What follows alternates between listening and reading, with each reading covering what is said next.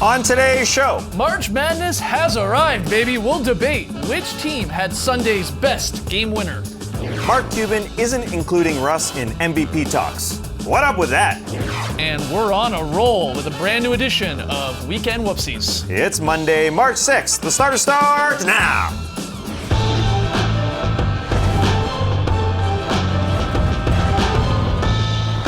Good evening, sweet world, and welcome to The Starters. Whether you're listening to the podcast, joining us live right now on NBA TV or later on YouTube, we're very, very happy to have you. I'm Jay Skeets, and alongside me, as always, that's Tess Mellis. Happy birthday, Toronto. And Shaq. Nice. To his right, the international man of mystery, taking it to the max, Lee Ellis. Friend. Lele, and last, certainly not least, over there, it's the bearded one. It's Trey Kirby. Hey-o! Hey-o! TK, what do you got for us this Monday? Well, I'm here at the internet looking for your best tweets at #TheStarters, and I don't know another way to describe this to y'all, but Heat rookie Rodney McGruder has such pretty eyes that even his teammates can't help but take notice. When did this whole pretty eyes thing start? JJ, man.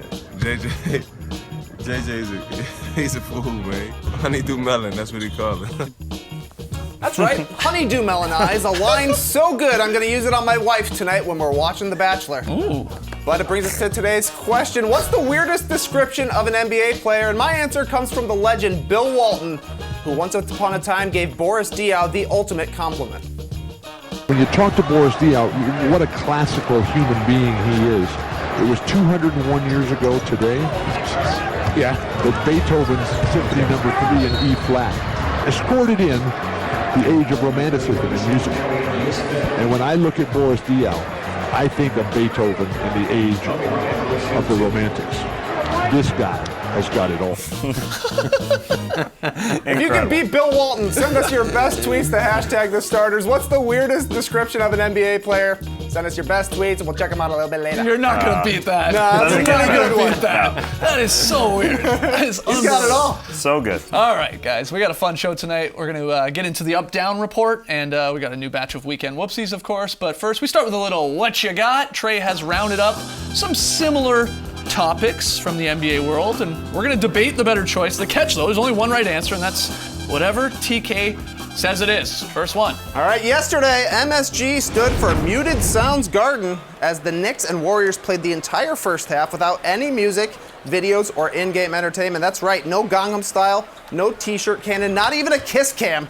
Guys, when it comes to MSG's silent first half, are you team quiet or team loud? What you got? Before we answer, I think we need to make it very clear someone that's on Team Loud, and that is Warriors forward Draymond Green, who absolutely laid waste, really, to this experiment, I guess. I think we have a clip. That was pathetic. It was ridiculous. Like, it changed the flow of the game. It changed everything. You get so used to playing the game a certain way, and you completely change that. That's complete disrespect because you advance things in the world to make it better. You don't go back to what was bad. And so it's like computers can do anything for us. It's like going back to paper. Like, why would you do that? It definitely threw the entire game off. And, you know, they need to trash that because that's exactly what it was. Okay, so just for the record there, Draymond Green, again, on the first half, no music in MSG yesterday, called it pathetic, disrespectful, and straight up trash. Do you agree with him? Are you team loud or are you team quiet and you like the idea? I'm Team Draymond in this situation. They're creatures of habit out there. I know you're a creature of habit. I know you like to put your shirt out the night before. You're going to grace us with that shirt that you put on the hanger. Yeah. That would throw you off if you weren't able to put that on the hanger. He didn't know going out there. If they knew and they had a practice to get into it, to get normalized with that process, it must have been extremely different out there for them. I like the idea. But do we care if the players don't like it, or is it for the fans? I mean, which the Knicks could have liked it and didn't like it. The Knicks nearly won, and Draymond said it threw them off their game. So every arena should do this. From a strategy standpoint, maybe it was effective. The Knicks haven't done a lot of winning this year. Maybe that was what they should have done. I'm also team noise, but I think there is a compromise. I definitely feel during the game there is sometimes so much noise going on. They could definitely tone it down. But player introductions, I think it's vital to have a massive celebration and get the noise going and get people going, to get the crowd hyped up and get the players hyped up. So you just think they maybe went a little too far Yes. with this? Yeah, to say none at all, that's kind of like what an old man like me would say, right, that's it, we're, Yeah, we're getting right. rid of it all. Right. I'm just shocked that Draymond and the Warriors didn't know. You would think with Would all they the need- do they need to all be the told? Well, I mean, because you're creatures of habit. I mean, I guess, yes. I guess, yeah. I mean, you would get in here, we do our little rehearsals, our little warm-ups, and we don't know what's going on. You might throw a little Draymond Green hissy fit. Somebody would, Sure, right? I'm sure I would be the one. You've always got earbuds in, actually. You're always getting into the zone like that. Maybe tomorrow we just say no But music. look, watching it on TV though, I really did enjoy it. I agree. I can understand it would be maybe a little more, shocking if you were a player, maybe even if you're in the arena. Because I also heard some people that were in the MSG were saying, I've sort of paid for the full experience, which includes, the music and the introductions and the games during timeouts and stuff like that. Yeah. I'm sort of just with you, Lee. I just think they went maybe a little too far. Like, during the game, I don't need the music pumped in for 14, 15 seconds while they bring it up. I don't think we need that. But during timeouts and stuff like that, and the games and stuff just to keep people entertained, I don't think there's anything wrong with that. A lot of that content is sponsored, actually, too. So I wonder if it did cost them money. Well, they did it in the second half. Maybe they just did twice as many in the second half. All right, so we're a little split. What does TK ultimately say? Oh, I'm team quiet on this one. Okay. I just thought it was fun to have Yeah. something different out there, Right. Not every game should be quiet, but that one was cool. Anyways, hope y'all like game winners because we had 3 unique ones yesterday. Down at the Fortress, the little big dog, Glenn Robinson III, knocked in a game-winning 3 from the corner to give the Pacers a big win over the Hawks in Sacramento. Rudy Gobert turned a George Hill airball into a game-winning tip-in for the Utah Jazz. And in Phoenix, Tyler Ulis' game-winning 3 off an inbounds turnover gave the Suns one of the most shocking wins of the season. Guys, what was the best game winner? GR3, Gobert, or Ulis? What you got? I think it's Ulis and the Suns. And I'll give you a couple reasons why. They scored 5 points in 4 seconds there because Bledsoe had scored, then there's the weird turnover, and then the step back 3. Such a bad turnover. Oh. Then, I like that it happened at home. We've talked about this before. I always prefer a buzzer beater at home. Crowd goes bonkers. It's better than on the road. It was against the best team of the 3. Is another reason for me. The Celtics running away with the number 2 spot in the East. That's better than the Hawks and the Kings right now in the other games. And Suns rookie Tyler Ulis, he had his best game of his career in 20 points, and he caps it with an unbelievable step-back shot. Those are all great. It's March Madness has started in the NBA, but I think it's Ulis. Good points. I'm going with Glenn Robinson III because that game winner actually means something in the standings. Okay. Particularly Fair. Indiana and Atlanta. Yeah. They now, if they had lost that game, the Pacers yesterday, they would have lost the tiebreaker with the Hawks. They're now split 1-1. They've got one more game in Indiana. So these two teams are 4 and 5. That game winner could decide who has home court advantage in the first round between these two teams. So I'm going with that. You're going big picture. And also I'm going with Paul George, the superstar in that team, showing confidence in his teammates to pass the ball. Jeff Teague hands him the ball, and you could always see a superstar saying, I'm just going to go for the winner here. He didn't do that. He drove inside, created a shot for his team, went on to win, made the right basketball player, the little big dog, finished it off for him. You guys are providing a lot of information here. What's the best game winner? It's definitely Glenn Robinson III. You were watching Atlanta. Hold on, it's not even a buzzer beater of the 3. There was time. I'm just saying there was time. You're picking an ugly turnover at the end of the game. That was ugliness. Glenn Robinson Someone's III. gotta hit the shot You still. went and watched a Major League Soccer game, the beautiful game I did. yesterday. That basketball play was a beautiful play because it wasn't hero basketball. Paul George could have shot nice. it. CJ nice. Miles Wasn't could a have shot buzzer it. beater. Jeff Teague could have shot it. Everybody touched it. Game winner. That's the way it should be played. All right, well, 2-1. TK. Let's make it 2-2. Tyler Ulis Yeah, for sure. man. The Suns scored 5 points in 5 Thank seconds you. to win.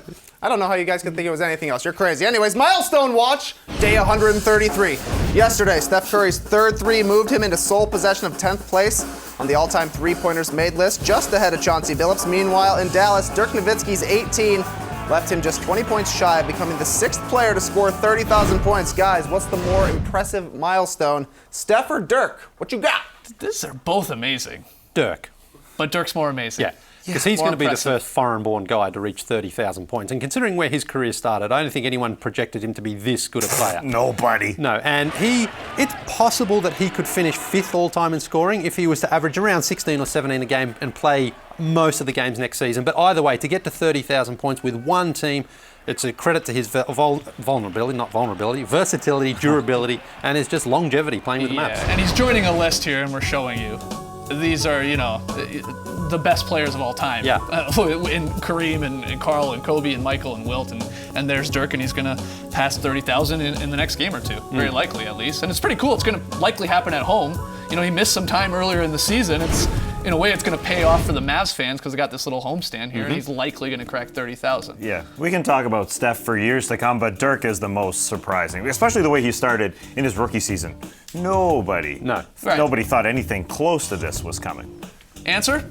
Yeah, I think it's Dirk, too. I'll be excited when Steph Curry's #1 on the all-time three-point Yeah, list. we got time. Wait, next year, probably. Yeah, exactly. Wait about 6 weeks. Exactly. All right, well, let us know on Twitter if you agree with TK's ruling. We got to take a break. When we come back, Mark Cuban doubles down on his anti-Westbrook MVP chances. We'll tackle that and more in the Up-Down Report.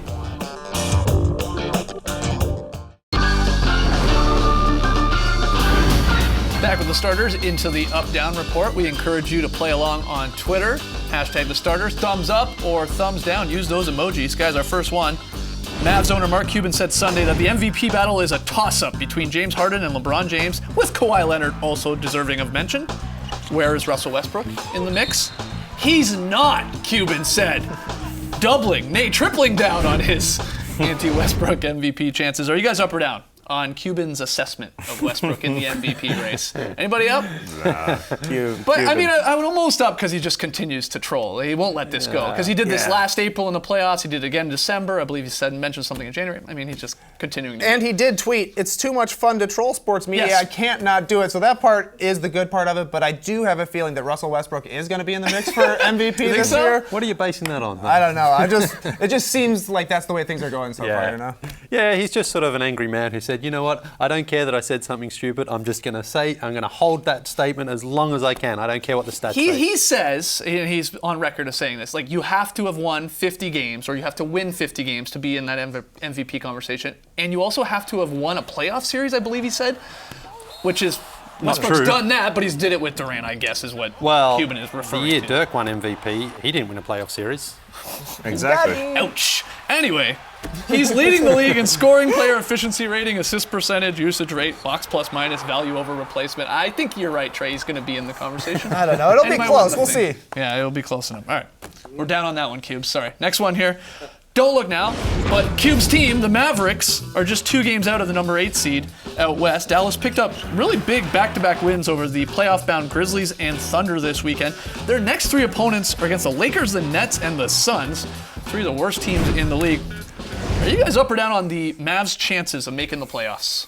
Break out the Mavs. Wow. Break out the Mavs. Wow. I do believe. Yeah, I think they could do it here, but why are you down? I just have a little bit more faith in the Nuggets. Most of the prediction systems you look at, whether it be Hollinger playoff odds or playoffstatus.com, have the Nuggets with a little bit better of chances of making it than the Mavericks. And I just trust their offense more, which is their best part of their game, than the defense of the Mavericks, which has been their better performing so far this season. I think that the Nuggets are relying less on unproven players compared to the Mavericks, who are relying on guys like Seth Curry, Yogi Ferrell, who have been great, but don't have a super long track record of success. This is what the Mavericks do. They get into the postseason, and they get blasted in the first round. That's exactly what they do the last 3 years. But, I mean, it's kudos to them. They just fight through every single problem that they have. They figure it out. They got injuries, they're old, they're non-athletic, but then they go and get Nerlens Noel, and he's really helped on the defensive end, and just being that athletic guy that they've never had, it seems like, that they've been searching for. Tyson Chandler, anyway, when they were their most successful. And they've been searching for it for years, right? Yeah, exactly. This is what Rick Carlisle does. He gets them into the postseason. So I wouldn't be surprised. Obviously, the Nuggets are in the driver's seat. They do play one more time. Between each other? And the Blazers have the easiest schedule. They're in between the Nuggets and the Mavs. They have the easiest schedule, but the Mavs have a pretty easy schedule. And the Blazers' defense, I don't trust that at all as well. So I think the Mavs it's going to come down to the Mavs and the Nuggets, and it could come down to that game. It could be that close. And we've talked about it a little bit, but since Seth Curry sort of became a regular starting shooting guard for this team, they're 15-9. I mean, he's been on fire. He's put up better numbers than his brother from three-point land in terms of at least there 46.9% over this, the 15-9 games of 24 games. Like that's Yogi, Nerlens, and Seth Curry. It sounds weird. It's a weird mix-up. And then would you add, obviously, Harrison Barnes and Dirk, and you got Wes in there? Rick Carlisle, he just somehow always gets teams into the mix. So it'll be close. Nerlens was a steal. They started 2-13 the year, which is wild that they're even in the playoff race. All right, final one here. Shout out to NBA Reddit and Twitter for pointing out this very questionable assist from Nikola Jokic on Saturday. Look at Jokic here. Grabs the board, gives it to Will Barton. Guys, he's not going to get the ball back. That is a credited assist. 6 dribbles. To Jokic. Maybe they're giving him the assist because he was ready for the pass and that drew the defense. Are you up or down on the very questionable Jokic assist? He doesn't need help. He has some of the most beautiful passes in the league. I go through every box score looking for the very solid play. I don't want to go through and see that as an assist. You're telling people out there, you basically watch every assist, Pretty correct? much, yeah. I do know, it's true. How come you didn't catch this? Well, that's a good question. Spoiler alert, the very solid plays from Friday. Took the weekend off. That is true. But no, but look, he throws incredible passes. Why are you thumbs up over there? Oh, why am I thumbs up? Clearly this is not an assist, but I think the assist stat is so subjective that the more things like this happen, the more chance we have that there's some sort of actual regulations on it. Yes. Right, so that we can actually get it to, when I was growing up, my dad told me it was 2 dribbles would be an assist. And actually it probably should have been less than that, but this is crazy. Yeah. He goes the entire court. But you see, you honestly, you see so many assists that fall under the category of like 2 dribbles or leading directly to a pass. But a guy can pump fake, he can shuffle his feet, he can get the defender out of the air. That, for me, is when the assist dies. If you were a scorekeeper, though, you would be like, yeah, that'll do. It's right now, no problem. He did touch the ball at some point, gave it to him. All right, guys, after the jump, Coach Bud is angry. But he doesn't need to be. Weekend whoopsies are coming up next.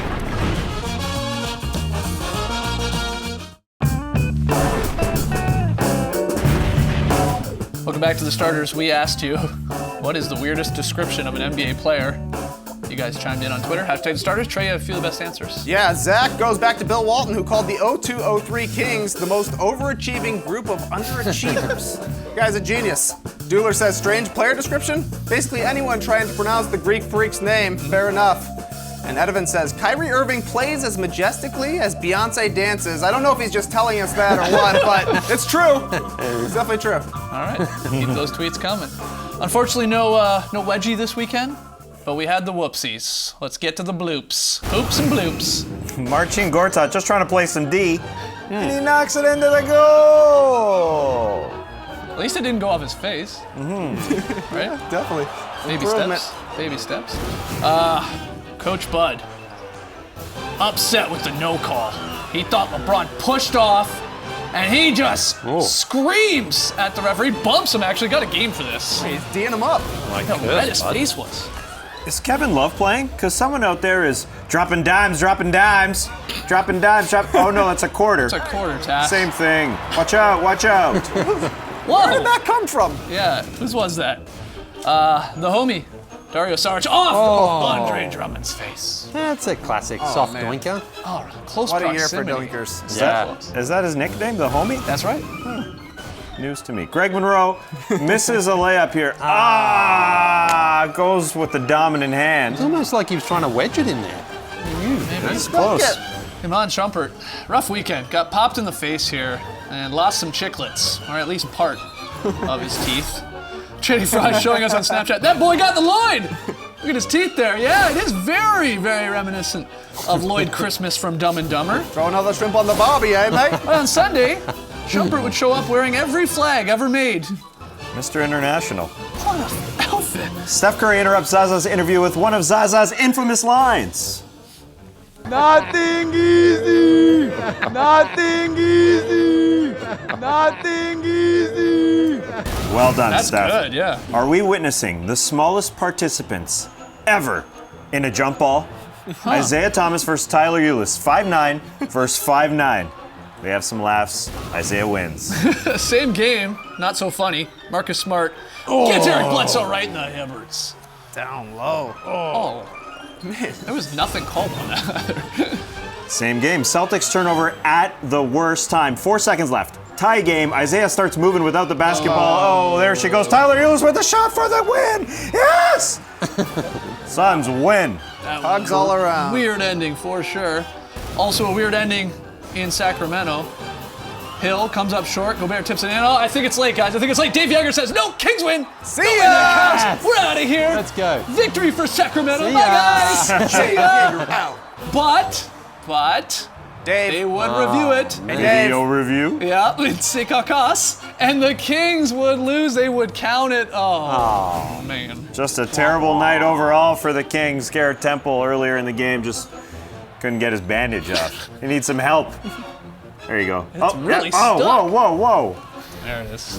Weekend whoopsies. Another one in the bag. One more break. When we come back, Lily hits us with a Friday, so very solid play. Nothing solid about Sundays.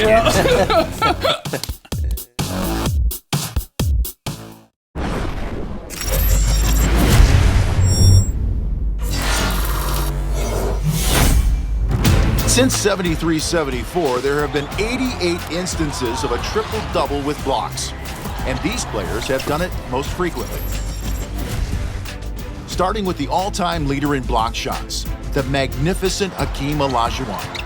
Either you were a victim of the dream shake or given the business by the hoop Sultan of SWAT. Hakeem has 10 triple-doubles with blocks. He is to basketball blocks what the Kardashians are to Twitter blocks. The latest installment of Art of the Triple Double. You can catch it tonight on Game Time. I'll be watching Hakeem Olajuwon highlights. Yes, please. Friday's Pick'em results. What in the world? Skates 3-0. Everybody else picks up the L. I thought you guys were good at this. No, I'm really bad. A reminder, on Wednesday this week, March Madness Pick and Payoff. Trey lost the month of February, so he will be paying it off. We actually got a whole lot in store for Wednesday. It's gonna get messy. That's all I'm gonna say. Tonight's Man, I'm gonna lose again! tonight's pick and play. It's Knicks and Magic. Come on, have a little faith, man. Not sure is Melo would go in this one or not. Nope. No. Okay, Trey's the only one taking the Knicks. Everyone else has the Magic. Lily, let's go back to Friday night. It's worth it. Look at this one from the Cavs. Oh, yeah. It just keeps on going round and round and round till nobody knows. LeBron could have laid that one up. No, he wanted to keep going. There's Kyrie in the corner for a nearly swish bomb. That's what I call a very solid play. Good stuff. Starters on the score table, too. Very, very nice. All right, tonight, players only buys. They're back. Pacers and Hornets, followed by the Celtics and Clippers. Can't wait for this. Looks good. Tomorrow morning, it's the Starters Twitter show. We encourage you to join us live at 11 a.m. Eastern. We'll tweet it out. Right before then, we have a blast. Take your questions live on the spot, and we'll tackle as much as we can. Starters Twitter show, again, 11 tomorrow on Tuesday. Lee, we got some time for some fan signs. Whoa, this is good. Lovely fan sign here from Ben and his wife, Leanna. Nice. Out there in Oklahoma City. Pretty cool. We also have young Scott, a Warriors fan in Washington. His sign says, here's Steph knocking down trays, and they were all Trey Kirby's. Oh, yes. Me. Dan and Ash from Australia at the Bulls and Warriors game last week. DJ at the Pistons and Sixers game over the weekend. They saw a 30-point loss, but they got a fan sign in, so it was all worth it. And our old mate, There it is. serial sign sender in self-defeating down in Miami yesterday. Great stuff. We'll see you guys tomorrow. Twitter show, and tomorrow night at 7 p.m. Eastern. Thanks for joining us, folks. And remember, like Lee Ellis, get a job where you don't have to work weekends. Smart. Praise the night, people.